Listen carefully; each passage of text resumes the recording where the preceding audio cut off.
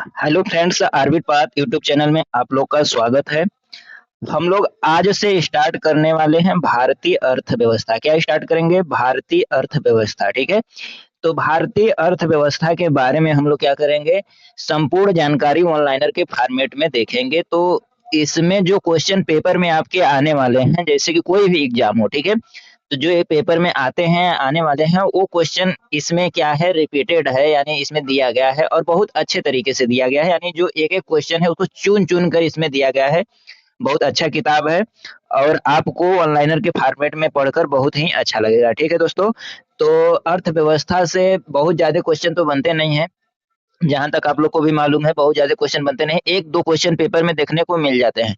तो इसके लिए पूरा सब्जेक्ट पढ़ने का कोई जरूरत नहीं है। ठीक है, अगर छोटे एग्जाम की तैयारी कर रहे हैं तो पूरा पढ़ने की जरूरत नहीं है, बस इतना ही पढ़ लेते हैं तो जो क्वेश्चन आपके पेपर में आएंगे उसको आप लोग कर ले जाएंगे, ये मेरी गारंटी है। तो आइए सीधे क्वेश्चन पर देखते हैं, अर्थव्यवस्था। ठीक है, तो आज का जो टॉपिक होगा अर्थव्यवस्था, एक एक टॉपिक 2 4 10 दिन में क्लियर कर दूंगा।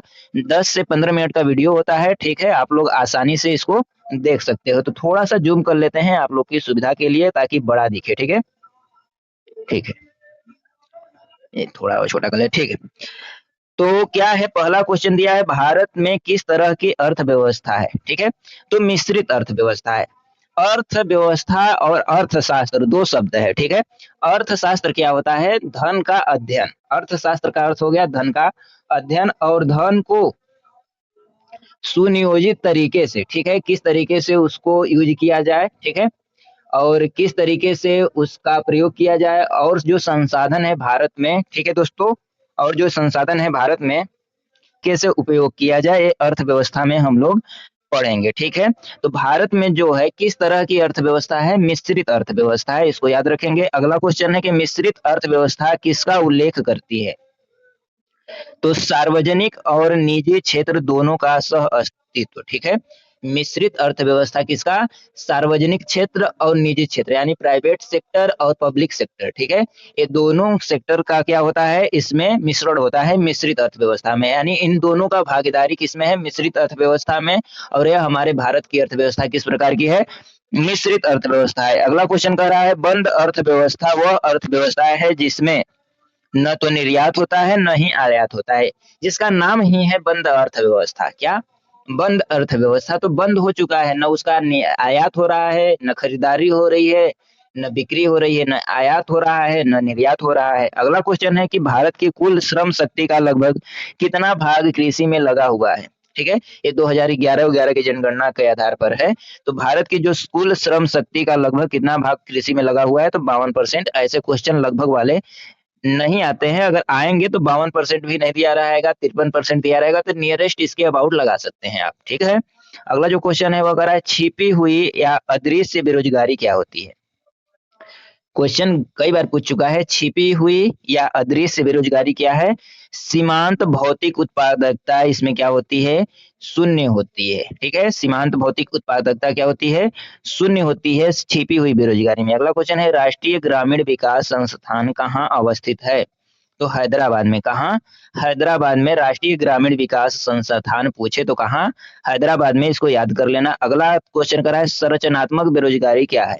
ठीक है, अगर संरचनात्मक बेरोजगारी पूछा जाए, बेरोजगारी कई प्रकार की होती है, संरचनात्मक बेरोजगारी, छिपी हुई बेरोजगारी, प्रच्छन्न बेरोजगारी, कई प्रकार की बेरोजगारी होती है। जिसमें छिपी हुई तो जान गए, संरचनात्मक बेरोजगारी का कारण क्या है, अपर्याप्त उत्पादन क्षमता। ठीक है, जहां उत्पादन क्षमता कम हो रहा है, अपर्याप्त है, वहां क्या है, संरचनात्मक बेरोजगारी है, इसको याद रखेंगे। अगला क्वेश्चन है कि वैश्वीकरण का अर्थ क्या है, कई बार क्वेश्चन में पूछ चुका है कि वैश्वीकरण क्या है, वैश्वीकरण का अर्थ क्या है, तो इसको बता देंगे, वित्तीय बाजार का एकीकरण। वित्तीय बाजार का एकीकरण क्या है, वैश्वीकरण है। अगला क्वेश्चन करा है, अंत्योदय कार्यक्रम का उद्देश्य था। अंत्योदय कार्यक्रम का उद्देश्य क्या था, गरीबों में सबसे अधिक गरीबी की मदद करना, गरीब की मदद करना। ठीक है, अंत्योदय कार्यक्रम का अगर उद्देश्य पूछे तो उसका उद्देश्य था गरीबों में सबसे अधिक गरीब की मदद करना। ठीक है, आगे जो क्वेश्चन है उसको देखेंगे कि गरीबी रेखा के नीचे जनसंख्या का न्यूनतम प्रतिशत अंकित है, तो जम्मू कश्मीर में। ठीक है, तो जो गरीबी रेखा के नीचे की जनसंख्या है वो सबसे न्यूनतम कहाँ है, सबसे न्यूनतम यानी सबसे कम कहाँ है, तो जम्मू कश्मीर में देखा गया है। ठीक है, अगला क्वेश्चन है, किस राज्य को अत्यधिक कुपोषण के कारण भारत का इथोपिया कहा जाता है? तो भारत का इथोपिया कौन सा राज्य है? भारत का इथोपिया कौन सा राज्य है? तो मध्य प्रदेश है। और यह किसके कारण कहा जाता है? वहां अत्यधिक कुपोषण है, उसके कारण क्या कहा जाता है? भारत का इथोपिया। अगला क्वेश्चन है, वर्ल्ड डेवलपमेंट रिपोर्ट किसका वार्षिक प्रकाशन करता है? वर्ल्ड डेवलपमेंट रिपोर्ट किसका वार्षिक प्रकाशन करता है? तो आईबीआरडी का। किसका वार्षिक प्रकाशन है? ठीक है, किसका वार्षिक प्रकाशन है? तो आईबीआरडी का। तो आईबीआरडी का करता है, वर्ल्ड डेवलपमेंट रिपोर्ट देता है। ठीक है, अगला क्वेश्चन है कि मानव विकास सूचकांक, जिसे एचडीआई कहते हैं, ठीक है, किस अर्थशास्त्री की देन है? ठीक है, क्या है? मानव विकास सूचकांक। इसको इंग्लिश में क्या कहते हैं? Human development index. ठीक है, तो ह्यूमन डेवलपमेंट इंडेक्स यानी एचडीआई किस अर्थशास्त्री की देन है? यानी कौन अर्थशास्त्री है जिन्होंने मानव विकास सूचकांक को जारी किया? तो महबूब उल हक की।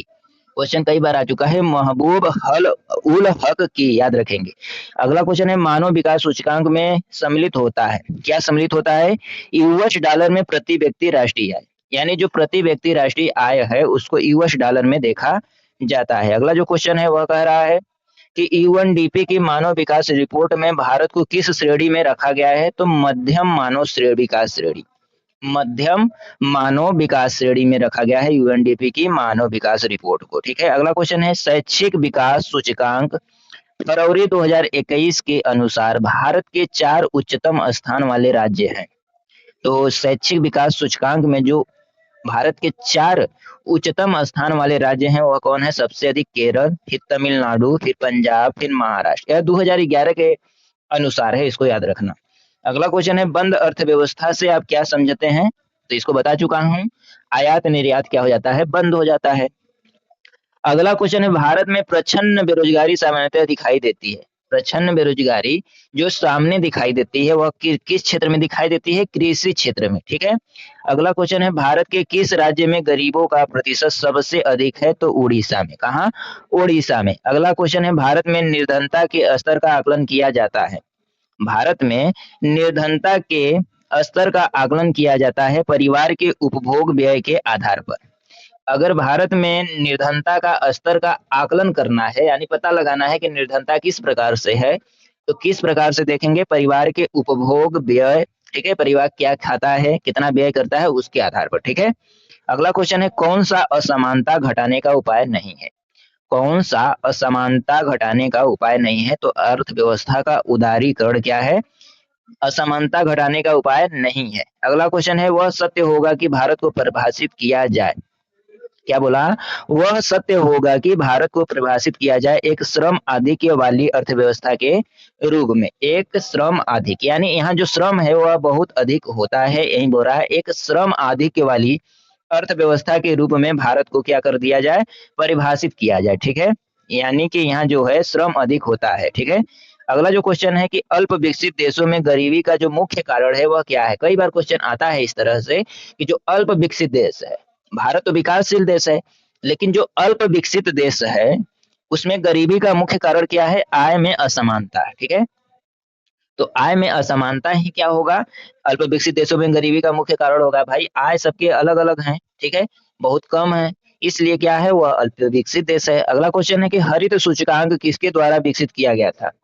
तो हरित नाम से ही स्पष्ट है, हरित सूचकांक, हरित सूचकांक। ठीक है दोस्तों, तो क्या होगा उत्तर? संयुक्त राष्ट्र पर्यावरण कार्यक्रम। तो हरित का नाम ही स्पष्ट कर रहा है पर्यावरण से संबंधित है, तो पर्यावरण कार्यक्रम याद रखेंगे। तो संयुक्त राष्ट्र पर्यावरण कार्यक्रम से क्या है? विकसित किया है इनको। अगला क्वेश्चन है, किसके द्वारा भ्रष्टाचार से लड़ाई के लिए नागरिकों की मार्गदर्शिका निकाली गई है? तो केंद्रीय सतर्कता आयोग के द्वारा क्या निकाली गई है?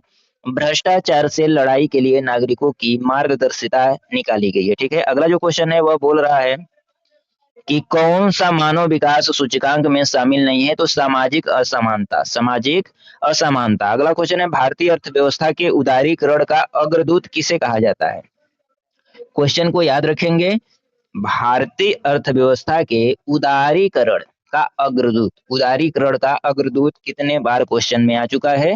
उदारीकरण का अग्रदूत किसको माना जाता है, तो डॉक्टर मनमोहन सिंह को। ठीक है, अगला क्वेश्चन है मानव विकास सूचकांक किसने बनाया था, तो यूएनडीपी ने क्या बनाया था, मानव विकास सूचकांक। यूएनडीपी का फुल फॉर्म क्या है, united development prog united nation development programme. ठीक है, अगला क्वेश्चन है कि तेंदुलकर समिति ने भारत में गरीबी रेखा के नीचे की जनसंख्या का प्रतिशत कितना आकलित किया है। तो तेंदुलकर समिति की बात करें क्या, तो भारत में गरीबी रेखा के नीचे की जनसंख्या का प्रतिशत कितना आकलित किया है, तो 37.2% 2011 के अनुसार है। ठीक है, इस तरह के क्वेश्चन शायद ही आते हैं, क्योंकि ये जो डाटा है वह क्या है, पुराना है। तो जो नया डाटा होगा 2025 के अनुसार, तो ऐसे क्वेश्चन जल्दी आते नहीं है, क्योंकि ये सब तेंदुलकर जो समिति है ये पुरानी ही थी।